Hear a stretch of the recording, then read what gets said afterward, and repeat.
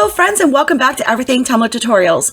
My name is Rebecca Escott, and if you haven't already, head over to AB Designs Co. for all your tumbler and glitter needs. Their glitters come in many colors, shapes, and glitter sizes for all your tumbler and crafting designs.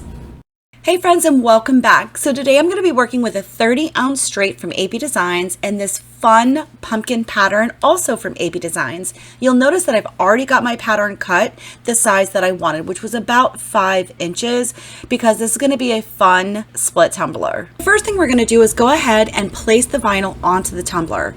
I'm going to go ahead and try something a little bit different and start right here at the bottom. Once I think I have this pretty much lined up, I'm just going to put my thumb there, kind of hold it into place, and then I'm going to pull the paper backing straight out from underneath it. You'll notice that the vinyl just starts to fall into place. Probably going to have to keep trying this just to see if it really does continue to work out, or if I just got lucky. I didn't have any wrinkles and very few air pockets. Okay, so apparently I was more concerned about the width of my tumbler and not the height. So I have a lot of extra vinyl here to go ahead and trim off. I'm going to use my X-Acto knife and save this piece for later, and or you can toss it. It's entirely up to you. Once I have that trimmed off, I'm going to go ahead and tape off this bottom, and I'm going to again use my X-Acto knife just to trim this and tighten up this line.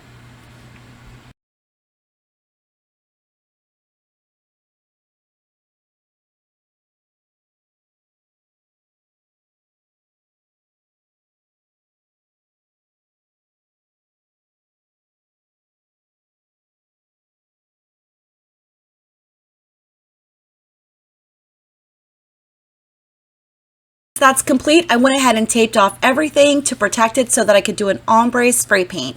Never mind the drip, we're really not going to see that later on. My paint, I used Orange Slice and Black Tie Affair from Color Shot. To remove all the protective coating, we're going to go ahead and let this completely dry before moving on to the next step. Now that our paint's dry, we're ready to go ahead and do the Tack It method. Now I really speed this up for you guys because I've done this many times, and except this time I decided to go straight out of the bottle. This is not mixed 50-50 at all. So I'm just going to go ahead and apply this all over to this back section here, and then I'm going to let this Tack It go clear, and then we can come back in and do the Tack It method with the fairy glitter from AB Designs.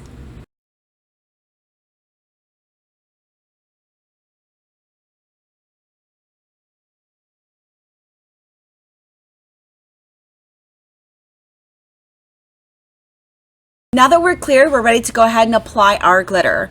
Now, you mostly with Tack It want to use the holographic glitter, but I have found that using iridescent fines work just as well. So this is a second top favorite from my unicorn that I've also used for the Tack It method.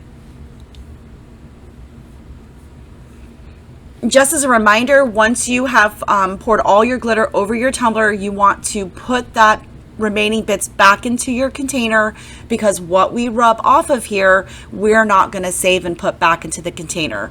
We're really not sure if it's contaminated from the glue or not. So always be safe and just toss it. So once we've completed this portion of the tumbler, this does not need to be sealed and is ready for its first coat of epoxy, which I went ahead and applied off camera.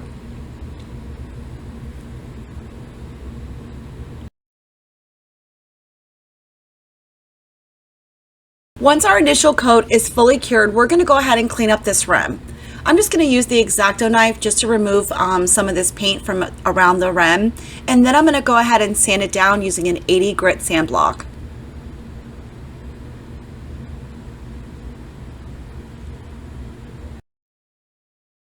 Once you have completed your sanding process where it needs it, we're going to take some alcohol and clean it up in a little soap and water before we move on.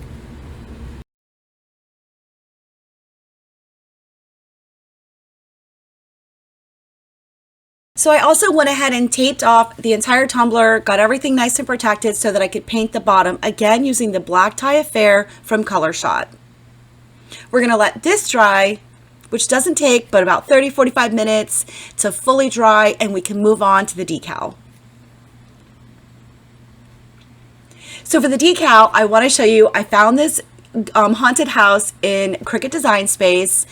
Super freaking cute. So all I did was size it down. I actually brought in the width and brought up the height, but I didn't distort it. And I'm also doing this upside down and a little backwards. It looks complicated, but I promise once I got it going and getting it down the tumbler, it was actually quite easy. But right now I just wanted to show you that I did kind of struggle there for a second and I was a little worried. But you'll see that I'm going to put my thumb right there in the center and I'm going to work it out while I pull the backing right off the back.